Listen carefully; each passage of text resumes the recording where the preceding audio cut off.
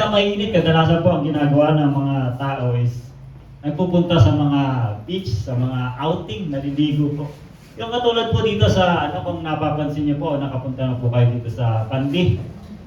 Meron po dyan yung, marami po dyan paliguan, marami po dyan mga resort. Isa na po dyan yung Amana. Hindi ko po pinapromote yung Amana.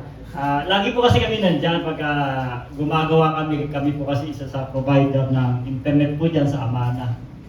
Nabanggit ko lamang po ito kasi ang Amana po pala is Hebrew word po.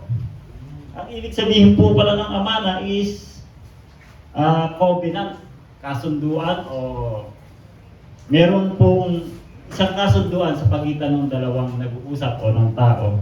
Yun po, Amana. Ganda po, no? Biblical. Siguro meron po dyan laging nagkakasunduan o meron po dyan laging meeting. Kaya po yun yung pinangalan. Pagmamayari po yan ng mayor ng Pandi. Katapat po ng bahay lang ng mayor ng Pandi ng Amana. Pero hindi po yun yung pag-uusapan natin. Related lang po yun dahil ang pag-uusapan po natin sa umagang ito, yun nga po, kung makikita niyo po yun, yung Amana is Hebrew word 548 pagka sinearch nyo po sa Google. H548, lalabas po doon. Amana, ang ibig sabihin is covenant.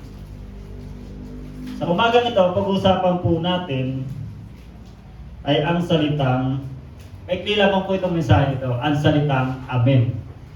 Parang tapos na po mensahe, no? Amen na eh. Apat na letra lang po. A-M-E-N, Amen. Bakit po ito related doon sa Amana? Kasi po yung related po na yun, isang covenant o isang patunay na tapat ang Diyos. Ibig sabihin po kasi ng Amen din po sa Hebrew word is so be it or truly o kaya faithful, trustworthy. Yun po yung mga meaning po niya ng Amen. Kaya po, pag nakakadinig tayo ng Amen, minsan sa pagtatapos ng panalangin, sa pagtatapos ng preaching, o kaya sa pagsang-ayon sa sinabi ng nagsasalita. Sa pagsang-ayon sa sinabi ng salita ng Diyos sa Bible o sa binigkas ng ating Panginoong Hesus. Nagsasalita tayo ng Amen kasi agree tayo. Agreement or covenant po ay katulad din po ng Amen na salita. Yun po. Ito po ay pamagat po ng ating pag-usapan is Amen. Salitang Tagalog lamang po na pag-usapan po natin ito sa libro ng Efeso, chapter 1 hanggang 4 po ito. Bali, 4 na chapter po. Medyo mahaba-haba. Kukuha lamang tayo doon ng mga Bible verses. Bilang pagbungat po, sabi rito, marahil ay sanay na tayong sabihin ang salitang Amen. Sa huli ng dasal, pag-alala o parangal. Ngunit alam ba natin na hindi lamang ito salita para tapusin ang isang mensahe. Sa mga taga-Efeso, pinakita ng ating Apostol Pablo na yung Amen is pagpapatotoo, pagpapatunay ng mga katotohanan tungkol sa ating Panginoong Hesukristo. Katotohanan na maaari nating ipaglaban at ipahayag sa isang mundo na nagdududa sa katotohanan ng Diyos. Pagka sinabi nating Amen is nagpapatunay po yun na totoo ang Diyos, totoo ang sinabi ng Diyos, totoo lahat ng ginawa ng ating Panginoong Hesukristo. Katulad po nung mensahe nung nakaraan na ang Biblia, ang salita ng Diyos ay katotohanan. May history po, meron pong nagpapatotoo, may mga katotohanan na nalathala po. Hindi po tayo lalayo doon dahil katotohanan po ang ating sasabihin. Ito pong Amen, ito 4 na salita, gamitin po natin ito sa acronym. Nilagyan po natin ito ng acronym, wala lamang po sa PowerPoint. Unang acronym po dito, yung letter A. Ang letter A po, nangangahulugan po ang ating pagkakalaan o predestinasyon. Makikita po natin ito sa Efeso 1, chapter 1, verse 3 hanggang 6, tapos 11. Ito po muna, bago natin basahin yung verse, sabi rito, ang ating pagkakala nangangahulog ang ating predestinasyon o tayo ay nakatalaga. Pinili tayo ng Diyos bago pa man likhain ang sanlibutan sa pamamagitan ni Hesukristo. Sabi rito, sinasabi dito na tayo ay nakalaan kay Kristo para tayo ay maging kaluwalhatian niya. Nakalaan tayo, kumbaga itinalaga na tayo bago pa likhain ang sanlibutan. Hindi ito dahil sa anumang mabuting gawa natin, kundi dahil sa kagandahang loob at pag-ibig ng Diyos sa pamamagitan ng kanyang anak. Yun po pala yung pagkakatalaga sa atin, sa pamamagitan ng pag-ibig ng Diyos, sa pamamagitan ng kagandahang loob ng Diyos dahil sa kanyang anak.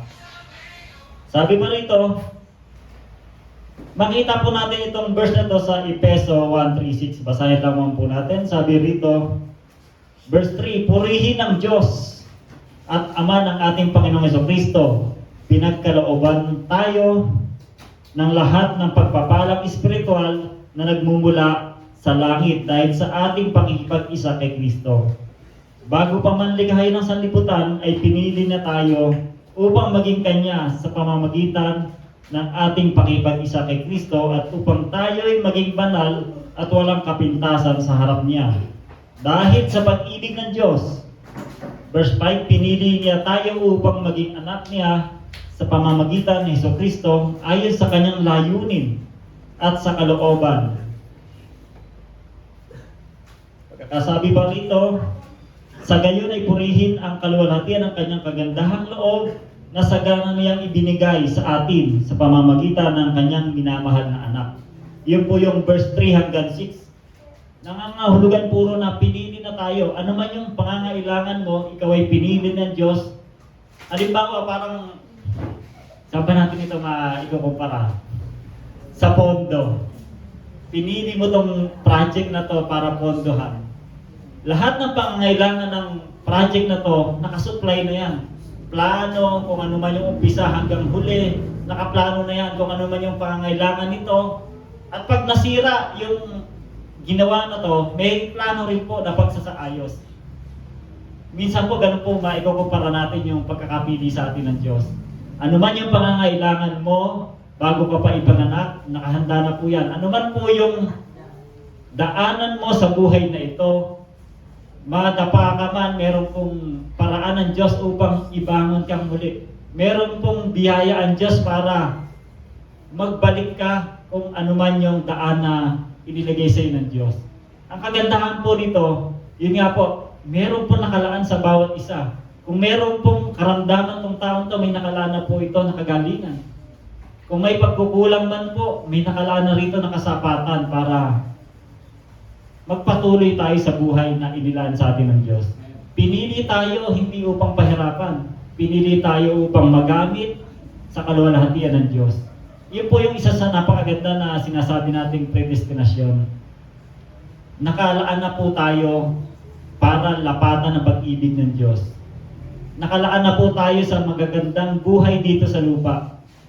Meron po kasing predestinasyon na katulad po ng demonyo na nakalaan na po ito sa impyerno. Tayo po, nakalaan po tayo na bigyan ng pag-ibig ng Diyos, na maranasan natin ang kabutihan ng Diyos. Nakalaan po sa atin. Taon-taon po yan. Araw-araw po. Bawat pagising natin, may nakalaan na po sa atin. Pagising natin, ang gagawin na lang po natin, magpasalamat sa Diyos. Bakit? Ginising niya po tayo. May nakalaan po sa atin. Hindi po natin na sabihin na, ano kaya ang magkakaroon ako sa araw na ito? Ano kaya yung mga bagay na darating sa buhay ko sa araw na ito? Sa bilang tao, mahirap po isipin kung ano yung mga nakalaan sa atin. Pero ang Diyos, alam po niya kung ano yung nakakabuti sa atin. Alam po niya yung pangangailangan mo sa araw na ito. Nakasupply na po yan. Papaniwalaan na lang po natin na ito ay ating mararanasan. Alam po niya kung ano yung gagawin mo mamayang hapon. Kaya po sapat yung kalakasan mo para magawa po natin ito sa buong maghapon. May mga schedule ka, sabi natin, eto gagawin ko umaga, tanghali, hapon. Binigyan po tayo ng sapat na oras ng Diyos para magawa po natin ito. Pagdating ng Lunes, may mga gagawin tayo. Nakalaan na po yun. Yung kung sino yung ating makakausap, kung sino yung sa mga estudyante, kung sino yung maghahatid sa atin, nakalaan na po yan. Maging yung baon po nila. Nakalaan na po yan. Kasi ganun po yung mga pinaglaanan ng Diyos. Kumbaga, eto na yung lakaran mo, eto na yung gagawin mo. Pero hindi po tayo kinokontrol na parang robot ng Diyos. Kumbaga, nandun pa rin po yung desisyon natin. Kaya minsan nahihirapan tayo kasi lumilihis po tayo sa desisyon ng Diyos. Meron pong mabubuting bagay na desisyon ng Diyos na nakalaan po sa atin. Kaya po, yun lamang yung lakaran natin. Sabi pa ng verse 11 ng Efeso 1 verse 11, kami ay pinili ng Diyos mula pa sa pasimula na maging Kanya sa pamamagitan ni Kristo. Kahit po yung mga apostol, pinili na po yan ng Diyos. Pinili po sila upang maghayag ng salita, upang magtanim ng bawat revelasyon ng Diyos sa bawat tao, upang sabihin nila na ang mga tao sa Efeso ay ganito kamahal ng Diyos. Ganon din po yung mga tao dito sa Shekinah. Ganon po sila kamahal ng Diyos. Hindi lamang dito, kundi pati sa ibang lugar na nagmamahal sa Diyos, yung kanyang mga anak, mahal na mahal po yan ng Diyos. Kaya po, sila Pablo, lahat ng mga apostol ay pinili po upang maghayag ng mga mabubuting balita. Pag ipinagpatuloy niyo po yung verse, sabi, ayon sa kanyang plano, ang Diyos ang gumagawa sa lahat ng bagay ayon sa layunin ng kanyang kalooban. Alam po natin ang kalooban ng Diyos is mabuting bagay po. Mabuti po ang kalooban ng Diyos, kaya po lahat ng plano ng Diyos ay matutupad sa kanyang mga anak. At kagandahan nito po, mabuti po yung plano niya, mabuti yung nais niya para sa atin. Yun po yung pagkapili niya sa atin. Naglaan po siya ng mabuting bagay, naglaan po siya ng oras sa atin, naglaan po siya ng pag-ibig sa atin, at naglaan din po siya ng mga tao na ating makakasalamuha upang makatuwang po natin sa layunin ng Diyos. Yun po yung una, letter A po sa Amen.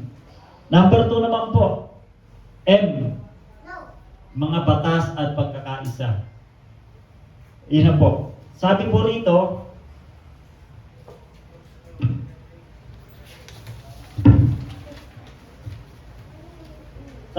ang kahulugan ng M ay nangangahulugang mga batas at pagkakaisa.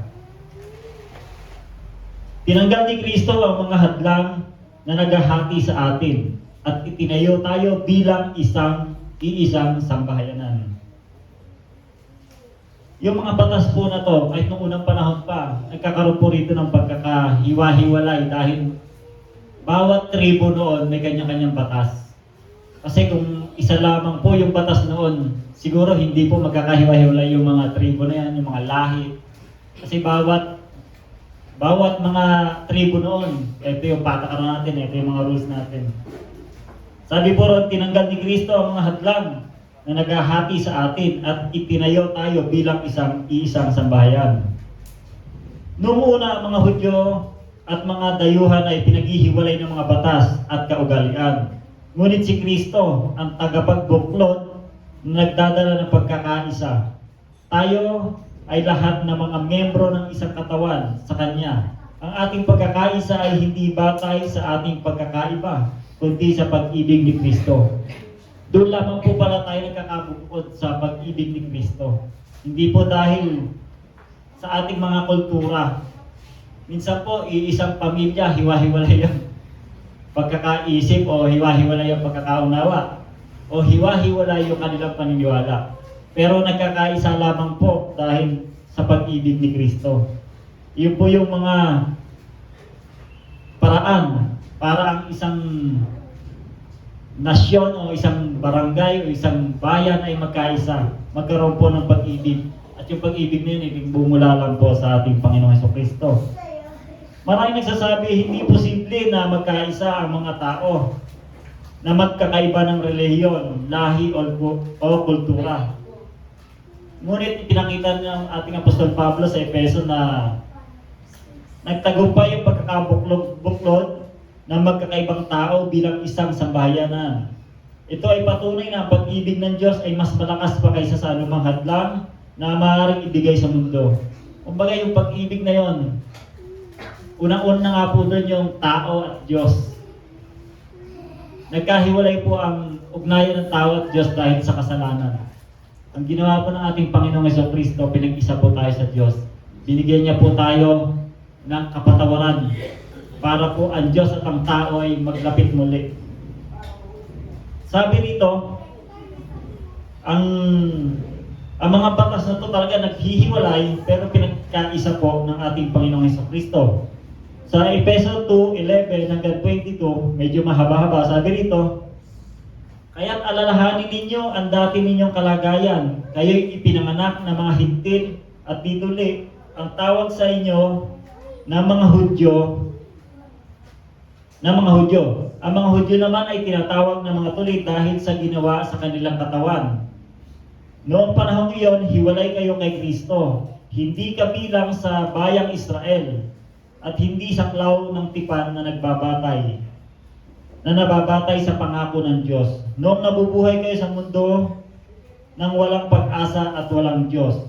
Ngunit, ngayon, dahil sa inyong pakikipag-isa kay Kristo Jesus, kayo na dati malayo ay inilapit sa pamamagitan ng dugo ni Kristo. Sapagkat si Kristo mismo ang nagbigay sa atin ng kapayapaan dahil pinag-isa niya ang mga Hudyo at mga Hintil sa pamamagitan ng kanyang katawan. Giniba niya ang pader ng alitan na naghihiwalay sa atin. Pinawalang bisa niya ang kautusan kasama ang mga utos at mga alituntunin nito upang mula sa dalawang lahi ay makalikha siya ng isang bagong bayan na nakipag-isa sa kanya at sa gayon ay magkaroon ng kapayapaan. Doon pa lang po makita nyo na po yung pagkakaisa. Dati mayroong batas na naghihiwalay sa dalawang uri ng tao, Hintil at Hudyo. Ngayon pinagkaisa po, sabi ng verse, pinagkaisa kayo dahil kay Kristo. Verse 16 po, sabi dito, sa pamamagitan ng kanyang kamatayan sa krus, winakasan niya ang kanilang alitan. Pinagkasundo sila sa Diyos at pinagbuklod sa iisang katawan. Naparito nga si Kristo at ipinangaral niya sa lahat ng magandang balita ng kapayapaan sa inyong mga Hintil na nooy malayo at sa mga Hudyo na malalapit. Dahil kay Kristo, tayong lahat ay nakakalapit sa Ama sa pamamagitan ng isang Espiritu. Sa makatuwid, hindi na kayo mga dayuhan o taga-ibang bansa, kundi mga kababayan na ng mga hinirang ng Diyos at kabilang sa kanyang sambahayan. Tulad ng isang gusali, kayo itinayo sa pundasyong inilagay ng mga apostol at mga propeta, na ang batong panulukan ay si Kristo Jesus. Sa pamamagitan niya, ang bawat bahagi ng gusali ay nagkakaugnay-ugnay at nagiging isang templo na nakatalaga sa Panginoon. Dahil din sa inyong pakikipag-isa sa Kanya, kayo man ay sama-samang itinayo bilang tahanan ng Diyos sa pamamagitan ng Espiritu. Yun po talaga yung layunin ng ating Panginoong Jesus, na ang Hintil at ang Hudyo ay magkaisa at ang tao at ang Diyos ay magkasundo. Kaya po, sa pamamagitan ng Panginoong Hesukristo, alam po natin na hindi na galit sa atin ng Diyos. Alam po natin na pinatawad na po tayo ng Diyos. Lahat po na tumanggap sa ating Panginoong Hesukristo ay tinanggap na rin po ng ating Diyos. Sabi po rito, masasabi mo ba na amen yung mga ganong pahayag ng Biblia? Di ba? Amen po. Dahil patotoo po ito, totohanan po ito na sinabi ng Diyos na dahil sa pag-ibig ni Kristo, kayo ay pinatawad na. Dahil sa tinapos na gawa ng ating Panginoong Hesukristo, kayo ay pinatawad na ng Diyos Ama. Sabi pa rito, maraming pamamaraan na ginagawa ang tao upang makalapit sa Panginoong, sa ating Diyos Ama. Nandiyan pa yung nagpapapako sa krus para ikaw mabawasan ng kasalanan. Nandiyan pa yung talagang nag-aayuno ng matagal.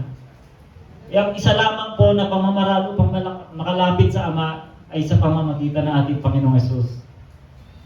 Dahil siya lamang po yung daan, siya lamang po yung katotohanan upang tayo makalapit sa ating Ama. Kaya nga po, masasabi natin na amen talaga. Totoo talaga. Kumbaga, agree tayo na ang ating Panginoong Hesus lamang yung pamamaraan ng Diyos upang makalapit muli tayo sa Ama. Yun po yung mga salita na mapapanghawakan natin kahit ano man ang mangyari. Kasi hindi lamang yun basta salitang amen eh. Hindi lamang yun basta binigkas mo dahil tapos na yung sinabi mo. Isa yun sa patotoo na pinagkaisa talaga tayo ng Diyos. Pinagkaisa tayo ni Kristo. Ang bawat tribo, ang bawat Hintil at Hudyo, pinagkaisa na po tayo. Yun po yung masasabi natin sa pagkakaisa dahil sa kay Kristo Jesus. Yakapin natin ang ating mga kapatid sa Panginoong Hesukristo dahil niyakap din po tayo ng ating Panginoong Jesus kahit nung tayo'y makasalanan pa.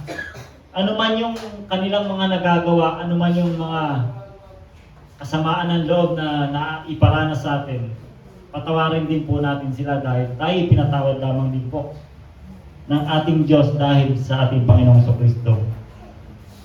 Yun naman po, ang letter E naman po ay Ebanghelyo ng pag-ibig. Kumbaga ito yung mabuting balita ng pag-ibig ni Kristo.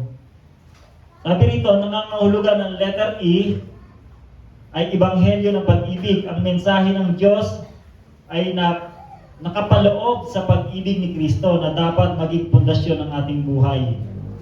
Yun po dapat yung maging pundasyon ng ating buhay, yung pag-ibig ni Kristo. Ika nga, kung ano man yung ginagawa natin, gawin natin ito dahil sa pag-ibig sa Diyos, pag-ibig sa ating Panginoon. Ebanghelyo ng pag-ibig. Kumbaga, mabuting balita ng pag-ibig ni Kristo. Sabi po rito, sinabi ni Apostol Pablo na tayo ay dapat na mabuhay sa pag-ibig. Gaya ng si Kristo ay umiibig sa atin. Ang Ebanghelyo ay hindi lamang tungkol sa kaligtasan, kundi tungkol sa pagbabago ng ating puso para mahalin ang Diyos at ang ating kapwa. Maraming mga nagdududa, totoo bang umiibig ang Diyos sa atin? Kayo po ba? Nagdududa pa rin po ba? Sa loob ng taon, sa haba ng ating edad na dinanas dito sa mundo, nagdududa pa ba kayo na mahal kayo ng Diyos? Di ba hindi na? Mahal na mahal tayo ng Diyos dahil sa pag-ibig ni Kristo. Sabi pa rito, ang sagot ay nasa krus. Yun yung sagot. Kung nagdududa ang isang tao kung mahal ba siya ng Diyos o kung talagang umiibig ang Diyos, tumingin ka lang sa krus. Nandun yung sagot. Yung krus na yun, doon ipinakita ni Kristo ang walang hanggan at totoo niyang pag-ibig. Ang pag-ibig na ito ay hindi lamang salita, kundi kilos. Hindi lang niya sinabi na mahal ko ang tao. Ipinakita niya ito sa kanyang pag-aalay ng kanyang buhay. Siya ay nag-alay ng sarili para iligtas tayo. Wala pong ibang tagapagligtas kundi ang Panginoong Hesukristo lamang. Kaya kung ano man yung kailangan niyang gawin, ginawa niya po ito at tinapos niya ito sa krus ng Kalbaryo. Kapag tayo nagmamahal tulad ni Kristo, yun ay patunay na ang Ebanghelyo ay totoo.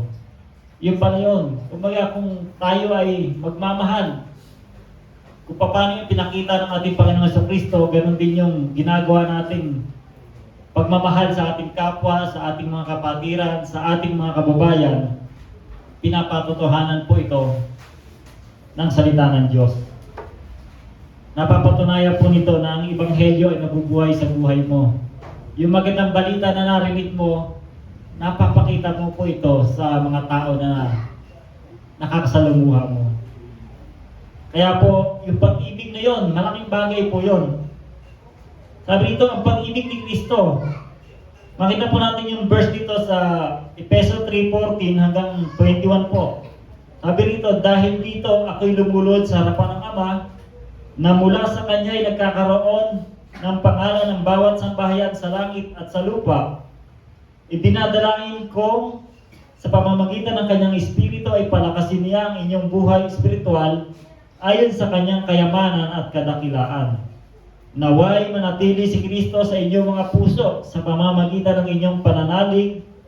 Dalangin ko na ang pag-ibig ang magiging ugat at pundasyon sa lahat ng inyong gawain. Yun po yung sinasabi. Lahat yung gagawin mo, ang pundasyon ng pag-ibig. Kahit ano man yung ginagawa mo sa opisina, sa pag-aaral, sa pagsiserve sa simbahan, pag-ibig po ang ating gawing pundasyon. Verse 8 po, verse 18 po, upang inyong lubusang maunawaan kasama ng mga hinirang ng Diyos kung gaano kalawak, kahaba, kataas at kalalim ang kanyang pag-ibig.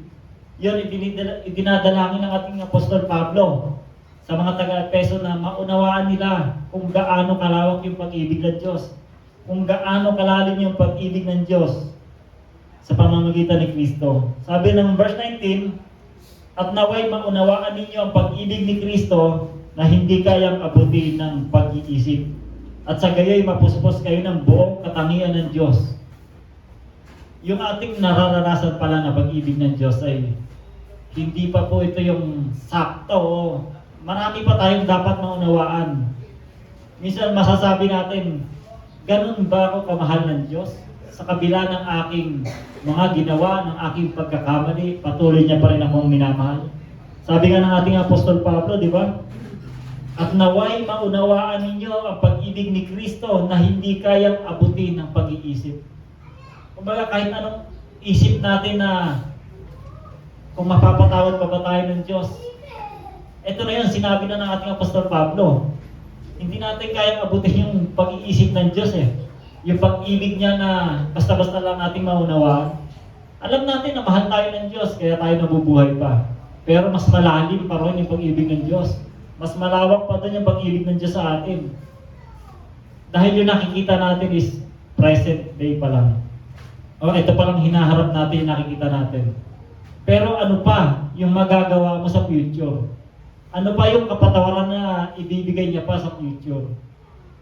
Kasi sabi nga po, kung ang kaligtasan ay sa paggawa mo o sa mabubuting gawa mo, dapat ngayon pa lang na hindi ka na ngayon nakagawa ng kasalanan, mapunta ka na sa langit.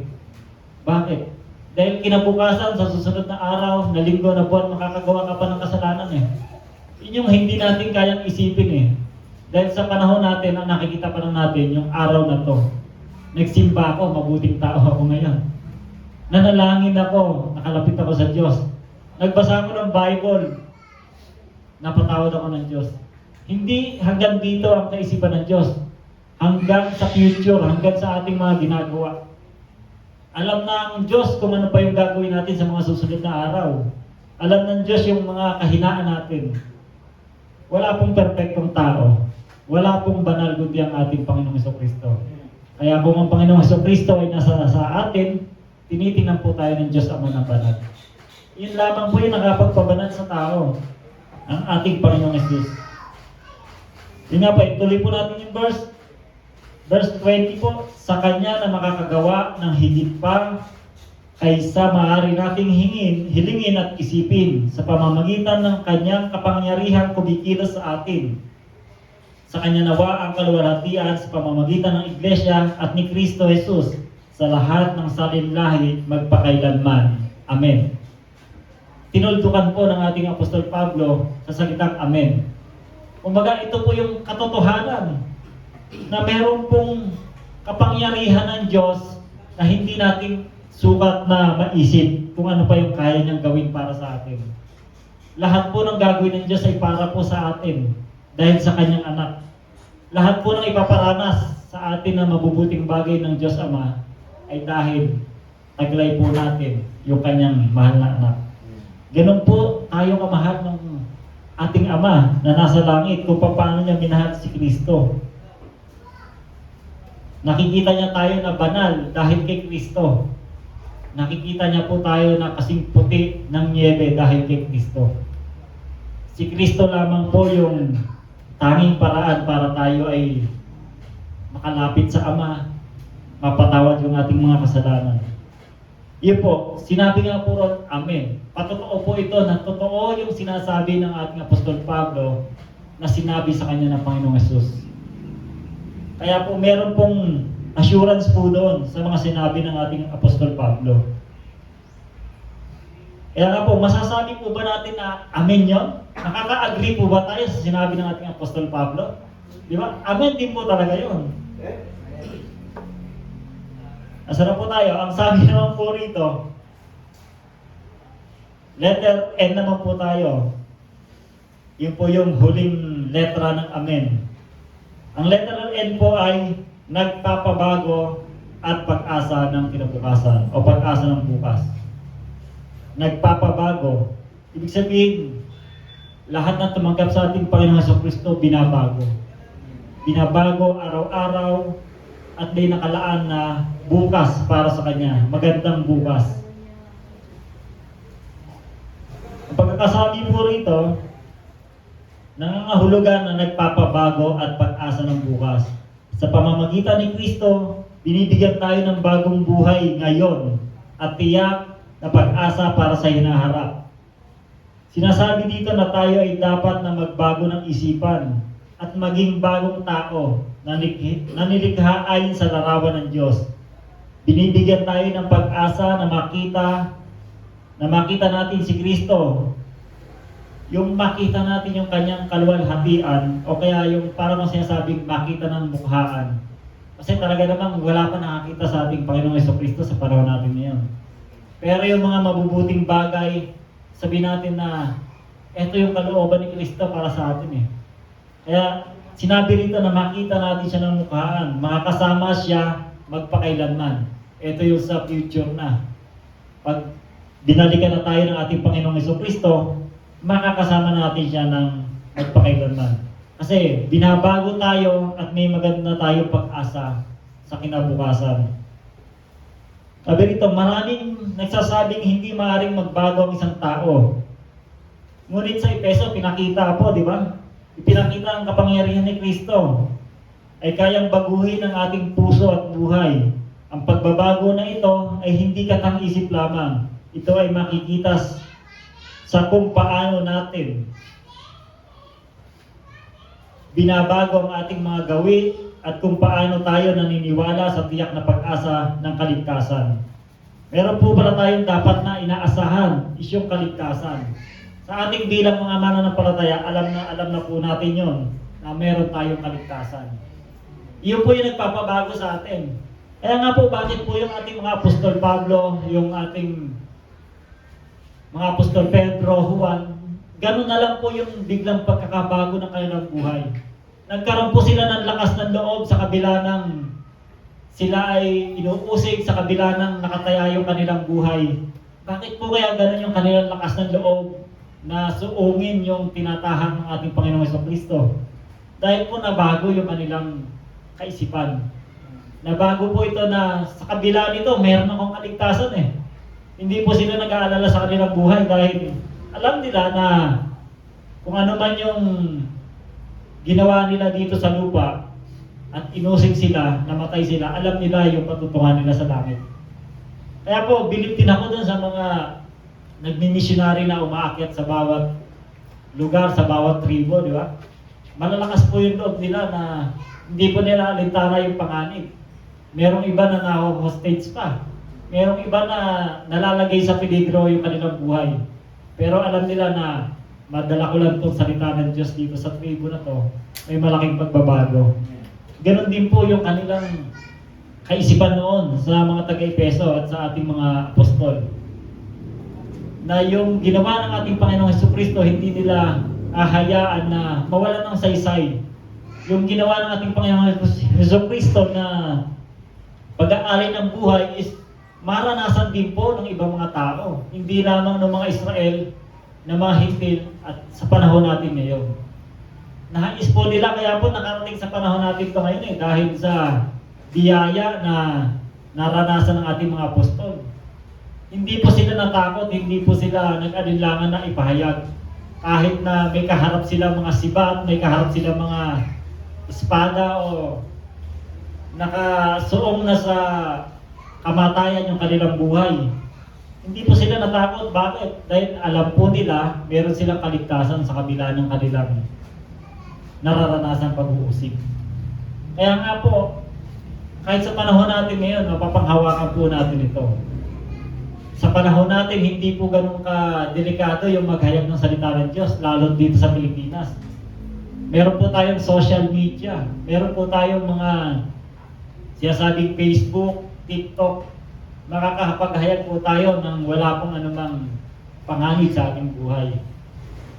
Iba po yung nagpapahayag ng direkta, yung pumapasok sa mga bilangguan, yun po kasi talagang aktual na makakadinig sila ng salita ng Diyos. Iba rin po yung sa social media. Kasi once na nataniman yung tao na nakapakinig sa social media, pwede niyang balikan. Minsan naman po, yung mga naghahayag, katulad po ng mga mensahero na pumupunta sa iba't ibang lugar, yung mga tao po na nakapakinig na yan, tatak na po sa isip nila yun. At ang banal na espiritu na bahala sa kanila, kung ano man yung revelasyon na dumating sa kanila. Kaya po lahat ng ito ay sa pamamagitan po ng banal na espiritu, kaya po lahat ay nagkakaangkop-angkop sa bawat. Kumbaga, isang katawan tayo ni Kristo eh. Merong naghayag, merong kumilos, lahat ng ito nasasang-ayon doon sa kalooban ng Diyos o sa plano ng Diyos. Kaya nga po, hindi mawawala ng saysay yung ginawa ng ating Panginoong Jesucristo. Kahit sa atin, kahit sa mga kabataan, yung natatak po sa kanila ng salita ng Diyos niyan, dadalhin po nila hanggang sa kanilang pagtanda. Dadalhin po nila umpisa sa school, sa trabaho, sa mga kaibigan nila. Hindi po mawawala ng saysay kasi buhay po yung salita ng Diyos eh. Kung yung nga po nakasulat sa isang pader, nadadala yan kung saan-saan, babasahin ng tao, ipapahayag sa kabilang lugar, hanggang sa kumalat na po. Eh much more pa po yung salita ng Diyos na buhay. Kahit nga po, hindi ito masabi ng harapan o hindi ito masabi ng live, sa pamumuhay lamang po na nakaranas ng salita ng Diyos, ng mabuting balita ng Diyos, nakikita na po na buhay talaga yung salita ng Diyos. Nakikipag-usap po ito sa mga tao na tinawag ng Diyos. Yung salita niya, totoo po ito. Kaya nga po mga pagsabi tayo na Amen. Dahil totoo ito, agree tayo sa mga sinabi ng Biblia sa atin. Kaya po, sabi rito, sabihin natin ang Amen sa pagbabago at pag-asa. Hayaan nating baguhin tayo ni Kristo at maniwala tayo sa kanyang pangako ng buhay na walang hanggan. Yung paniniwala po natin na yun sa buhay na walang hanggan, yun po yung masasabi natin na Amen. Totoo ito. Hindi pa po natin nararanasan sa ngayon, pero darating at darating ang panahon na masasabi rin natin ito sa ibang tao na totoo ito, buhay na walang hanggan. Totoo ito, pinangako ito ng Diyos eh. Amen dito tayo. Kasi ang pagsabi mo ng Amen, tinutuldukan mo na po yun na totoo ito. Buhay na walang hanggan. Binago ka ng ating Panginoong Jesucristo. Totoo po yun dahil tayo mismo makakapagpatotoo sa ating mga buhay. Kung tayo dati ay ganito yung gawain natin, nakakapagmura tayo ng 100 times araw-araw, nababawasan po yan. 99 na lang. Araw-araw po. Pagka ikaw ay nag-edad ng 100, zero na po yun. Hindi po. Sa totoo lang po, nagbabago po talaga yung may salita ng Diyos. Nagbabago po talaga yung tao na merong Panginoong Hesus sa puso. Kaya po, ang salitang Amen ay nabubuo sa 4 na letra. Hindi lamang ito salita, ito ay totoo. Sabi rito, ang letter A, ating pagkakalaan kay Kristo. O nakalaan na tayo kay Kristo. Totoo po ba ito? Ngayon. Ang letter N, mga batas at pagkakaisa kay Kristo. Pinagkaisa po tayo ng Diyos kay Kristo. Totoo po ba ito? Amen. Ang letter E naman po, ibanghelyo ng pag-ibig ni Kristo. Minahal tayo ng Diyos sa kabila ng ating mga pagkakamali. Totoo po ba ito? Amen. At ang panghuli po, nagpapabago at pag-asa sa hinaharap sa pamamagitan ni Kristo Jesus. Totoo po ba ito? Amen. Sabi ito, ang lahat ng ito ay nakatuon kay Jesucristo. Siya ang sentro ng lahat ng katotohanan ng ating pananampalataya. Maaari nating ipaglaban ang mga katotohanan ito sa mundo dahil ito ay mula sa salita ng Diyos. May paglalaban po ba natin itong katotohanan na ito? Amen. Kaya nga po, kung paano nakipaglaban yung ating mga sinaunang ninuno, yung mga apostol, ganun din po tayo sa panahon na to. Ipaglalaban po natin itong katotohanan na to. Hindi po ito kayang baluktutin ng kaaway. Una-una, nakasulat na po ito sa Bible. Pangalawa, nakikita po ito sa ating mga buhay. At pangatlo po, meron tayong Panginoong Jesucristo na totoo at buhay, magpakailan-kailan pa man. Amen po ba? Amen. Sabi nito, panghuli na po. Handa ka na bang sabihin ng amen? Hindi lamang sa dulo ng dasal, kundi bilang magpapatunay ng iyong pananampalataya sa lahat ng katotohanan tungkol kay Jesucristo. Amen. Kaya nga po, ang bawat sasabihin natin sa pamamagitan ng Panginoong Hesus ay totoo. Lalatagan po natin ng amen. Kahit ano man po yung mangyari sa buhay natin, i-declare po natin na ang Diyos ay buhay, ang Diyos ay lagi nating kasama, at ang Diyos ay kumikilos sa ating mga buhay. Amen. Tayo po ay manalangin. Praise the Lord. Panginoon, maraming salamat.